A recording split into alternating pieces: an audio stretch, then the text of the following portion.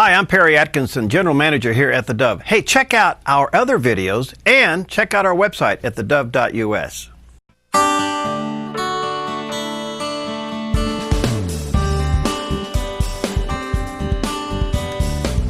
Welcome to Focus Today. I'm your host, Perry Atkinson, and always a joy and high energy moment when we have Dr. Ted Broer with us. He's one of America's leading nutritionists and biochemists. He was trained at Florida State University, earned his bachelor's degree in biochemical science and then and chemistry, by the way, and second bachelor's degree in psychology and exercise physiology. Along with an MBA. I think he's constantly going to school. Anyway, he's author of many books.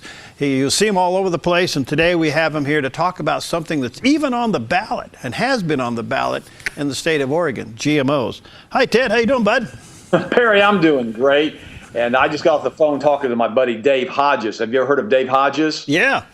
He's got a show called The Common Sense Show, and last night he did a big expose on what was going on with jade helm around the United States. I know you in Oregon are being affected up there by jade helm, and we're down here in Florida being affected by it, and Texas is being affected. And so it's kind of interesting what's going on with that, but it seems like all these things are happening at once, including with the GMOs. But if you guys get a chance, go to his website, Dave Hodges. You can look him up under that, or The Common Sense Show with Dave Hodges. Either one of those are a good way to get in touch with him and listen to the archives of last night. Okay. But no, we've got a major problem with GMOs in the United States.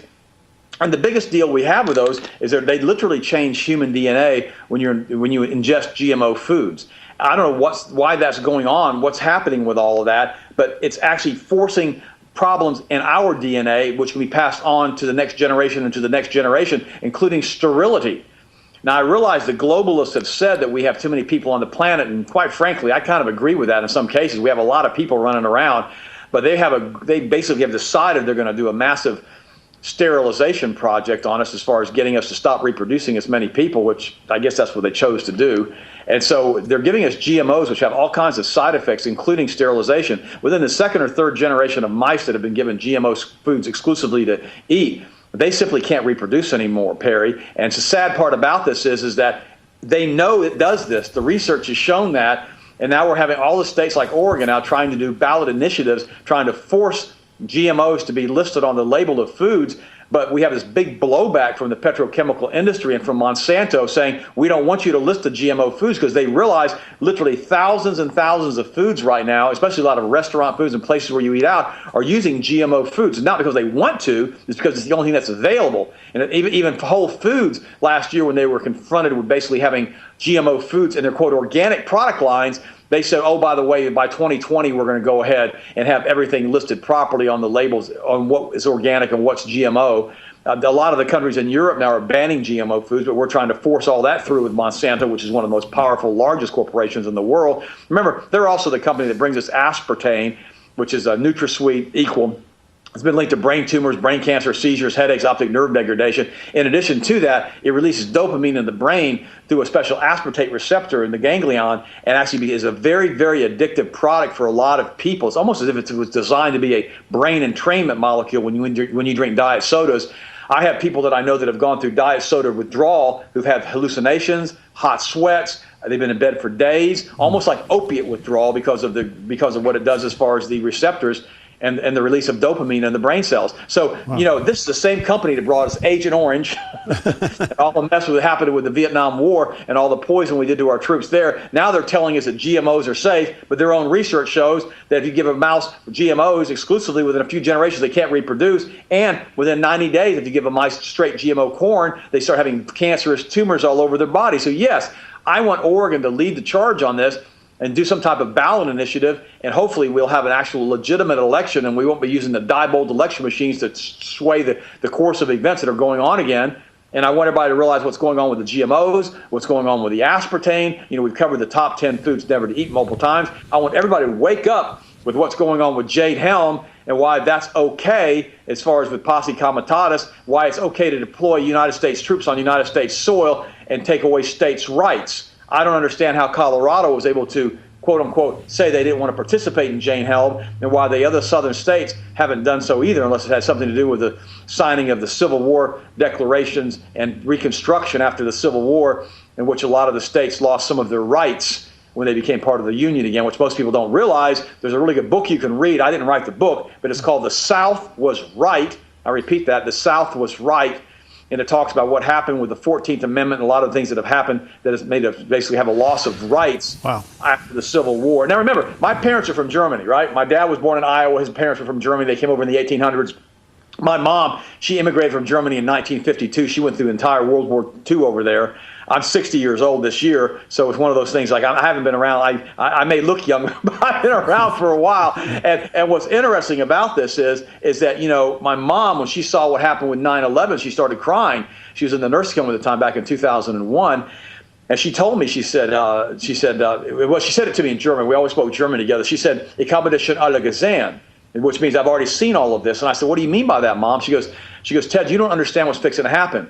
First came the burning of the Reichsstadt in 1933. Then came the Enabling Act with Hitler. And then with the Enabling Act came the loss of our rights, and Hitler made himself dictator and became Führer. And we lost our right to even vote.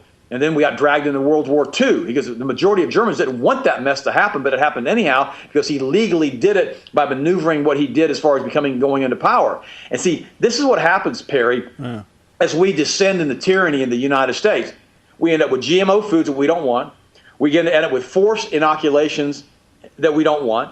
I mean, they're taking away a lot of exemptions in a lot of states, including Oregon, as far as giving people exemptions for religious freedom, et cetera, as far as immunizations on their children.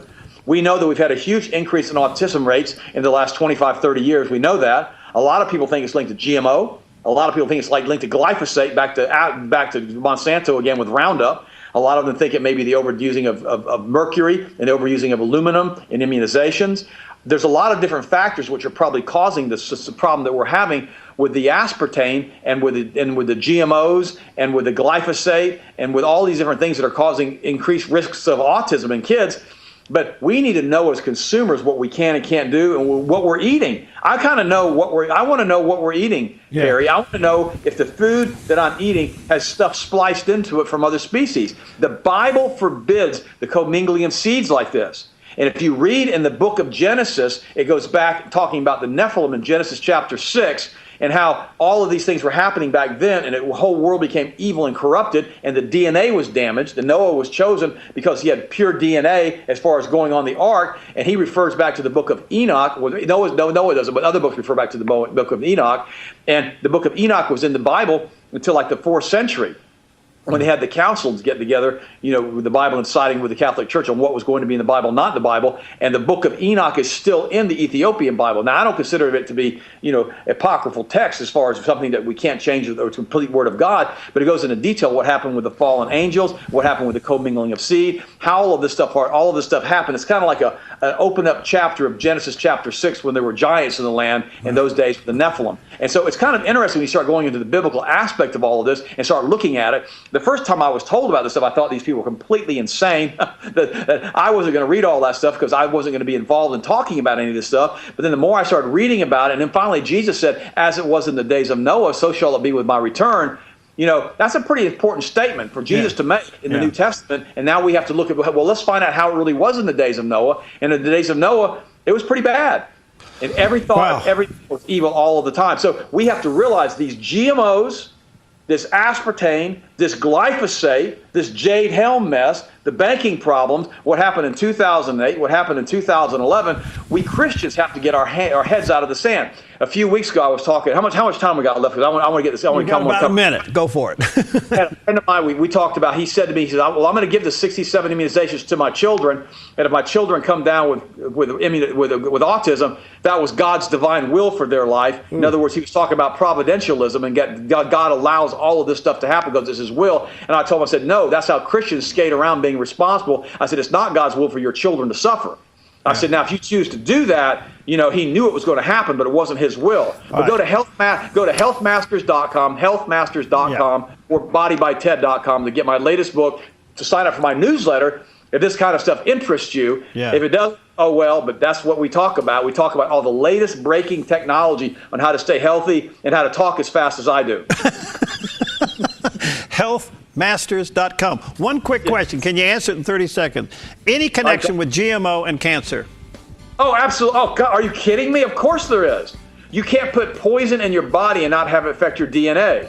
I mean, this is awful what's happening with generational children. Children are now being born with cancer. And so much of it is the food that's being given to that mother prenatally and while she's pregnant. I mean, we can't eat junk food and not expect to have sick children. So yes, there's a direct correlation with GMO and cancer. It's been proven in the animals, repeated over and over and over, especially in the mice population, which is basically an indication that it's in the mammalian population. So I personally believe they're directly linked to cancer, yes. You're an inspiration. Thanks, buddy. You got to answer the phone. Healthmasters.com. Thanks, pal. See you next time. Thanks so much, Barry. Bye-bye. I'll see you later. All right, healthmasters.com. We'll be right back.